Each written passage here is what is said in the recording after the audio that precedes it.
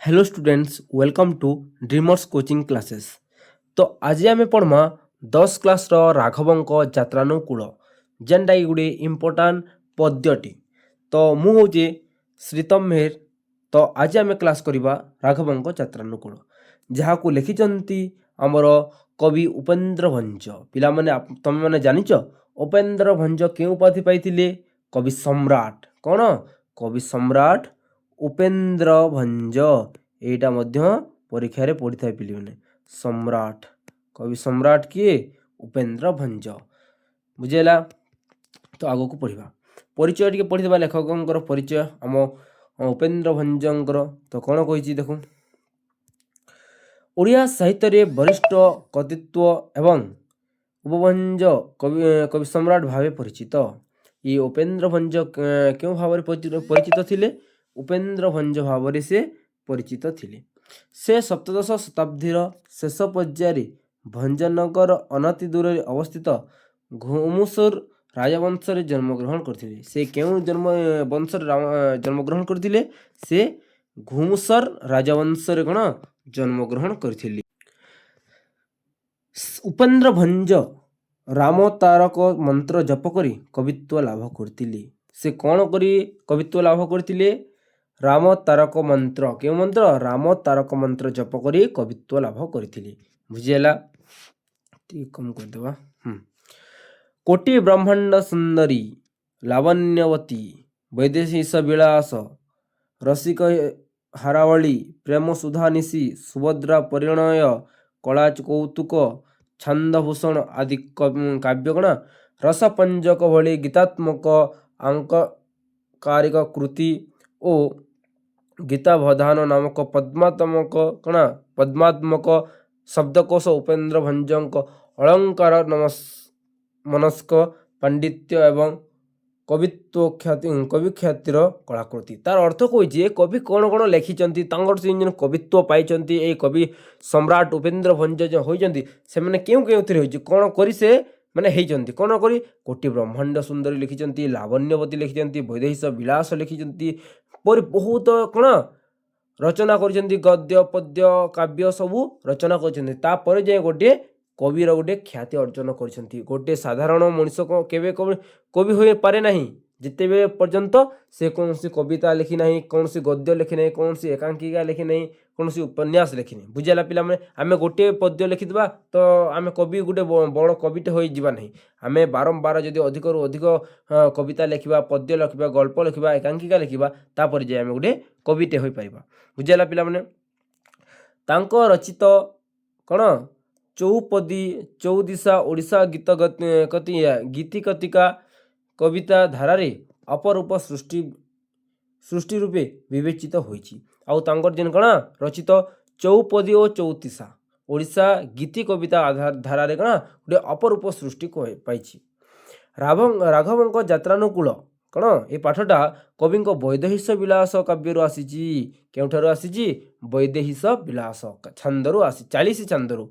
इटा पढ़िबारे क्वेश्चन रे पकई थाए कि राघवंक यात्रानुकूल आम कविताटी कविंकर केउठारू आनीत होइछि? वैदेशिक विलासरू। केउ छंदरू आनीत होइछि? केते छंदरू आनीत? 40 छंदरू आनीत। राम काव्य वैदेशिक विलास 52 छंद विशिष्ट। आउ क्वेश्चन करि पारे मध्य कि वैदेशिक विलास केते छंद विशिष्ट रचना? केते 52 बा 52 केते 52 छंद विशिष्ट। बुझिएला? एथिरे प्रत्येक पद ब आद्य वर्ण नियम रे रचित। आउ इटारे कौन नियम अछि? ब आद्य वर्ण बोले प्रत्येक धाड़ी प्रत्येक सेंटेंस कौन ब रे आरंभ होइथिबो। लंकार रावण द्वारा अपहृत सीता को उद्धार करने पर रामचंद्र समुद्र सेतु बांधिबा बेलरे एही कथा करते कौन कवितारे वर्णित। उपेन्द्र भंजक अलंकार प्रियता शब्द संयोजन कौशल सामाजिक प्रति निष्ठावार्ता यही कवितार लक्षणीय वैशिष्ट्य। एटा यही कविता लेखा होइछि क्यों विषय को आधार कर लिखाई। जिते बेले रामचंद्र समुद्र पाखक जाइछन्ति कहीं जाइछन्ति जेते बेले रावण का करछि आम माता सीता को उठे नहीं जाइछि ହରଣ କରି ନେଇଛି। ତ ସେତେବେଳେ ତାଙ୍କୁ ଆଣିବା ପାଇଁ ସୀତାଙ୍କୁ ପାଇବା ପାଇଁ ରାମଚନ୍ଦ୍ର କ'ଣ କରିଛନ୍ତି ସମୁଦ୍ରକୁ ପାର ହେବାକୁ ଚେଷ୍ଟା କରିଛନ୍ତି। ଆଉ ପାର ହେବା ପାଇଁ ଯେଉଁ ଯେଉଁ କଥା ହେଇଛନ୍ତି ରାବଣ ଯେଉଁ ପାଞ୍ଚ ପାଞ୍ଚିଛି ସେଇ ବିଷୟରେ ଏହା ବର୍ଣ୍ଣିତ ହୋଇଛି। ତ ପିଲାମାନେ ଆଉ ଡେରି କରିନେ ସିଧା ପାଠକୁ ପଢ଼ିବା ଚାଲ। ରାଗ ଆଶାବରୀ, ଏଇଠାରେ ଗୋଟେ ରାଗ ନିଷ୍ଠା ଏଇପରି ଗୋଟେ କ'ଣ ଆଧ୍ୟାତ୍ମିକ ରଚନାକୁ ନେଇକି ଏହା ରଚନା କରାଯାଇଛି। ତ ପଢ଼ିବା କ'ଣ, ବଳିଲା ରାଘବ ଆଶା ସୀତା ପ୍ରାପତିରେ, ବିଚାରିଲେ ସିନ୍ଧୁପତି ଯିବା ପର୍ବତରେ ଯେ। ଏହାର ଅର୍ଥ ହେଉଛି ବଳିଲା ରାଘବ ଆଶା ସୀତା ପ୍ରାପତିରେ। ତମମାନଙ୍କୁ ମୁଁ ପୁରା ବୁଝେଇ ଦେଉଛି, ଯାହାକି ତମେ ବୁଝିଥିବ ତ ତମେ ଗୋଟେ ସଲାର୍ଥ ହଉ କି କୌଣସି କ୍ୱେଶ୍ଚିନ୍ ହଉ ଫଟକଣା କରିପାରିବ। ଦେଖ, ବଳିଲା ରାଘବ ଆଶା ସୀତା ପ୍ରାପତିରେ, ତାର ଅର୍ଥ ହେଉଛି ଯେତେବେଳେ ରାଘବ ଏଇଟା କୁହାଯାଇଛି ରାମଚନ୍ଦ୍ରକୁ, ଯେତେବେଳେ ରାମଚନ୍ଦ୍ର ସୀତାଙ୍କୁ ପ୍ରାପତି ପାଇବା ପାଇଁ ତାଙ୍କ କ'ଣ ଆଶା ବଳିଗଲେ, ତାଙ୍କ ମନ ଉତ୍ସାହିତ ହେଲା କି ସୀତାକୁ ଆମେ ପାଇବୁ, ଆମ ସୀତାକୁ ନେଇଯାଇଛୁ, ସେହେତୁ ଆମେ ସୀତାକୁ ଯେମିତି ହେଲେ ମୁକ୍ତ କରିବା ପାଇଁ ପଡ଼ିବ। ବିଚାରିଲେ ସିନ୍ଧୁପତି ଯିବା ପର୍ବତରେ ଯିଏ, ଆଉ କ'ଣ ବିଚାର କଲେ କି ଏଇ ଯେ ସିନ୍ଧୁ ବା ଏହି ସମୁଦ୍ରକୁ କ'ଣ ତାକୁ ପୋତି ଦେଇକରି କେଉଁଥିରେ ପୋତି ଦେବା, ପର୍ବତରେ ପୋତି ଦେବା, ଆଉ ଆମେ ଯିବା ସେ ଜାଗାକୁ ଯାଇକି ସୀତାକୁ ପ୍ରାପ୍ତ କରିବା। ବୁଡ଼ିଗଲା ପକାଇଲେ କପି ଯେତେ ଗିରି, ବୁଦ ବୁଦ ନ ଦିଶେ ଜଳ ଫି ଫି କୃତ କରିଛି।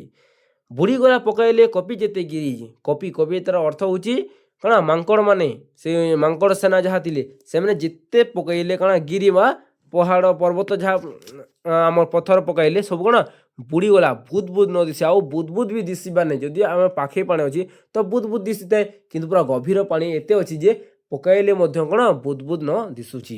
ବୁଝିଲା, ଏତେ ଗଭୀର ସେ ପାଣି ଅଛି। ତାହାକୁ କେମିତି ପାର କରିବେ ତାହା ସେମାନେ ଚିନ୍ତା କରୁଛନ୍ତି। ବିସ୍ମୟ ନିଶ୍ୱାସ ତେଜି ବରୁଣ ପ୍ରସନ୍ନେ, ବିନାଶନରେ ଆସନ ଯେ ଦର୍ଭ ଶୟନେ। ତାର ଅର୍ଥ ଶୟନେ ଯେ ବିସ୍ମୟ ନିଶ୍ୱାସ ତେଜି ବରୁଣ ପ୍ରସନ୍ନି, କ'ଣ ଏମାନେ ବିସ୍ମୟ ହେଇକରି ରାଗ ହେଇକରି କ'ଣ କରୁଛନ୍ତି ରାମଚନ୍ଦ୍ର ବରୁଣ ଦେବତାଙ୍କୁ କ'ଣ ପ୍ରସନ୍ନ କରିବା ପାଇଁ ବସିଛନ୍ତି।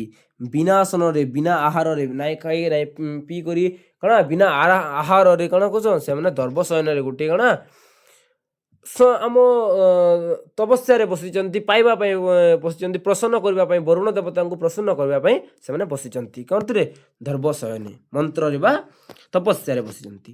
ବୁଧେ ଶୁଣ ଅନ୍ୟ ପ୍ରସଙ୍ଗକୁ ଦଶଶିର, ଏଠାରେ ବୁଧେ କାହାକୁ କୁହାଯାଇଛି, ବୁଧେ କୁହାଯାଇଛି ଆମ ପାଠକମାନଙ୍କୁ କୁହାଯାଇଛି, ହେ ଜ୍ଞାନୀ ଲୋକମାନଙ୍କୁ କୁହାଯାଇଛି। ଏ ଜ୍ଞାନୀ ମାନେ, ଏ ପାଠକମାନେ ଶୁଣ ଅନ୍ୟ ପ୍ରସଙ୍ଗକୁ। ତମେ ତ ରାମଚନ୍ଦ୍ରଙ୍କର ବିଷୟରେ ଦେଖିଲ କି ରାମଚନ୍ଦ୍ର ଯେତେ ଗିରି ପକାଇଲେ ସେ ସମୁଦ୍ରରେ ସିନ୍ଧୁରେ ବୁଡ଼ିଗଲା, ଆଉ ସେମାନେ ପ୍ରସନ୍ନ ବରୁଣ ଦେବତାଙ୍କୁ ପ୍ରସନ୍ନ କରୁଛନ୍ତି। କିନ୍ତୁ ଅନ୍ୟ ପ୍ରସଙ୍ଗକୁ ଦେଖ, ଅନ୍ୟ ପ୍ରସଙ୍ଗରେ କ'ଣ ହେଉଛି ଦଶଶିର ରାବଣ ବିଷୟର କ'ଣ ତା ସାଇଡ଼ର କ'ଣ ଚରିତ୍ରକୁ ଟିକେ ଦେଖ। ବରଗିଲା ସେ ସୁକ ସାରଣ କରିଚାର ଯେ, ସେ କାହାକୁ ବର ଗିଳୁଛି, କାହାକୁ ପଠାଉଛି, ସୁକ ଆଉ ସାରଣ। ସୁକ ସାରଣ କିଏ ପିଲାମାନେ, ସୁକ ସାରଣ ହେଉଛନ୍ତି ରାବଣର ଦୁଇଟି ମନ୍ତ୍ରୀ, ଯାହାଟା ହେଉଛି ସୁକ ଆଉ ସାରଣ। ବୁଝିଲା, ତାହାକୁ ପଠେଇଛନ୍ତି କିଏ, ରାବଣ ପଠେଇଛନ୍ତି। ବିଭୀଷଣେ କହ ଜ୍ୟେଷ୍ଠ ଭ୍ରାତା ପିତାଶ୍ରୀ, ତାର ଅର୍ଥ କହୁଛି ତମେ ଯାଇକି ବିଭୀଷଣକୁ କହିବ, କ'ଣ କହିବ, ତମ ଜ୍ୟେଷ୍ଠ ଭ୍ରାତା କ'ଣ ତମ ପିତାଶ୍ରୀ, ତମ ପିତା ପରି କିଏ, ଆମେ ସବୁବେଳେ ଘର ଥିଲେ କି କୌଣସି ଜାଗାରେ ଥିଲେ ଆମେ ନା କହୁ, କିନ୍ତୁ ଆମର ବଡ଼ ଭାଇ ହେଉଛି ଆମର ବାପା ସରି। ଯଦି କାହା ଘରରେ ବାପାର ମୃତ୍ୟୁବରଣ ହୋଇଯାଇଥିବ ଆମେ କ'ଣ କହୁ, ତାର ବଡ଼ ଭାଇ ତାର ପିତା ପରି ସବୁ ଜିନିଷ କରୁଛି। ସେହିପରି ବିଭୀଷଣକୁ ସେ କିଏ କହିଛନ୍ତି, ରାବଣ କହିଛନ୍ତି ଜ୍ୟେଷ୍ଠ ଭ୍ରାତା କ'ଣ ପିତାଶ୍ରୀ ହୋଇଥାଏ। ବୁଝି ନ ବୁଝି କୋ ପିତା ବାଣୀ, ପିତା କରିଛି ତୁଇ ବୁଝି ନାଇଁ ବୁଝି କରି କ'ଣ ତୁ ମୋ ବାଣୀକୁ, ମୋ କଥାକୁ କ'ଣ ଅପମାନ କରିଛୁ, ପିତା କରିଛୁ, ମୋ କଥାକୁ ତୁ ବାରଣ କଲୁ, ଆଉ ସିଧା ରାମଚନ୍ଦ୍ରକୁ ପଳେଇ ଯାଇଛୁ, ରାମଚନ୍ଦ୍ରଙ୍କ ପାଖକୁ। ଏପରି ସେ କହିଛନ୍ତି। ବିଭୂତି କି ଭୁଞ୍ଜୁଥିଲୁ ବିଭୂତି ଭୂଷଣେ, ବିଭୂତି କି ଭୁଞ୍ଜୁଥିଲୁ ବିଭୂତି ଭୂଷଣେ, ଏହାର ଅର୍ଥ ହେଉଛି ତୁ ଧନ ସମ୍ପତ୍ତି ହୀରା ଲୀଳା ମାଣି କ'ଣ ମତି ସବୁ ତୁ ଭୁଞ୍ଜୁଥିଲୁ, ପିନ୍ଧୁଥିଲୁ। ବଳକୁଳେ ଜନମୀ ଶରଣ କି କାରଣ ଯେ, ତୁ କ'ଣ ଆମ ସାଙ୍ଗରେ ରହି ତୁ କେତେ ହୀରା ଲୀଳା ସୁନା ରୂପାକୁ ଭୁଞ୍ଜୁଥିଲୁ, ପିନ୍ଧୁଥିଲୁ, କିନ୍ତୁ ଏଇ ବଳକୁଳେ ଜନ୍ମ ହେଇ ତୁ କାହିଁକି ଶରଣ କରୁଛୁ, ତୁ ରାମଚନ୍ଦ୍ରଙ୍କ ପାଦରେ ଯାଇକି କାହିଁକି ଶରଣ କରୁଛୁ, ତୁ ଏଡ଼େ ବଡ଼ ରାଜପ୍ରସାଦରେ ଜନ୍ମ ହେଇଛୁ, ଏତେ ବଡ଼ ସୁନା ରୂପା ଧନ ସମ୍ପତ୍ତି ହୀରା ଲୀଳା ଭୁଞ୍ଜୁଥିଲୁ, ତୁ କାହିଁକି ଶରଣ ହେଇଛୁ। बुझाला पिला माने कौन जदि वाक्य कौन जगार जदि बुझीपारुन ये नंबर अच्छी 5 6 7 8 से जगह कमेंट कर दियो से जगह को आउ थे मुझे बुझेदेवी व्हाट्सअप अच्छी आमर जो dream house coaching classes WhatsApp रे जाइकी गोटे ग्रुप अच्छी जहाँ तुम देखी कम्युनिटी से जॉइन हो जाओ से लिंक अच्छी सब नोट मिल सब किसी तुमको इजी मिल पार बिना फ्री रे तापर पढ़ा देख आग को हाँ बोल अंगद को पिता शत्रु पुण्य बाद रचाई पितृव्य बाहुड़ सैन्य जी देख बोल अंगद को अंगद किए तुम्हें मैंने जानी अंगद होती बालींकर पुत्र तो एठारे कहीं बालींकर पुत्र को रावण कही जिते बेले देख आम के बाली आ सुग्रीवंकर कौन युद्ध होती से युद्ध जगार कौन कर रामचंद्र बाली को आक्रमण कर मारी देइछंती सही जगार पुओ किए अंगद तांको बापा को जी मारिची तांको कौन करछंती तांको सहित रहउछंती तांको कौन आमर सैन्य माने प्रदान करछंती सेथिपे रावण कहूची तुम पितार शत्रु जी तुम पिता को जी मारिची तुम पुणी ताहाकू भक्ति करूछ तुम पिता को जी कौन मरण मुखरे ठेली देइची बा मारी देइची तुम ताहाकू पुणी भक्ति करूछ बात रचे पितृव्य बाहुड़ शून्य जी तुम्हें कौन तुम पितांकर कथा को मन पकई तुम सैन्य मान बाहुड़े नियो तुम जगह पुणी फेरे नियो कहीं तुम्हें तांको साहाय्य करूछ तुम पितांकर परा से शत्रु एपरी से रावण कहते क्या सुख सारण को कहते सुख सारण जाकि यह कहवाई अनुमति देइछंती बिहाय से बिहारी सागर जिणी जाई वर्तक स्वरूप ध्रुत के टीए करी बिहय से बिहरी सागर जिणी जाई से कहते कौन सागर को डेइबा सागर डेई नहीं पारी करी से मैंने आर पट को जी ना लंकार यही पटे कौन समुद्र यही पटे लंका अच्छी जो रावण अच्छी आउ समुद्र से पटे कौन रामचंद्र मान अच्छा तो सी कहते कौन सागर को किणवा आम समुद्र को जिणी जाइबा पारी करी जाई वर्तक स्वरूप क्यों रूप रे वर्तक बतक परी के टीहे कही बोले के करी रड़ी करी कौन तुम जीव तुम रूप को बदल देव क्यों रूप बदल देव बतक रूप बदल देव विख्यात करू विंशतिकर कहिबार बोध उभय उभय भय पड़े सत्वर जी विख्यात करू विंशतिकर कहिबार आम जिते बेले कहलु ताड़ कौन बोध उभय भय पड़े सत्वर कही सारा पर भयर आम पलि आसीचु कहीं पलि आसी भयर से देख कहीं से भय चली आसी जगह को यहाँ डिटेल्स अच्छी बाहुड़ी रावण पिला मिनिट ठीक अच्छे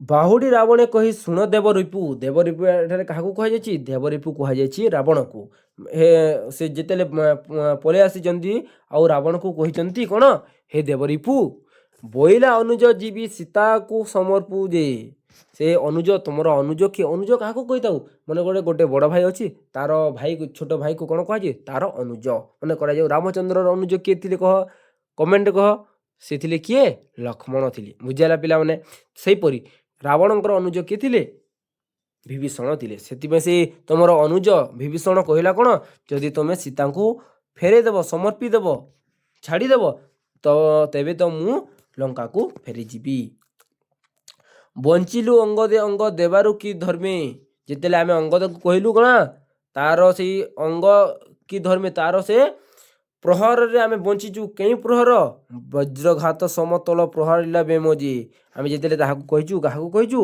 अंगद को कहीचु से वज्राघात आम कौन प्रहर पूरा आमको मारिबाई दौड़ी आसला चली आसला बाजी थिले चूर्ण बा पाताले भजी जीव से कहते कौन सुख सारण कि जदि तार से वज्राघात बाजी था आम पूरा चूर्ण हो जातु पाताले भिजी थी बोले तार अर्थ पाताले मिसी जाती लीन हो जाती बुझेगा पिला माने केते वज्राघात पिला माने देख भिंद भानु तोषी हेले बंचाई दैव जे बल केते बोलू बोले जेते शंख से ही तार अर्थ से कहते कौन नाई ना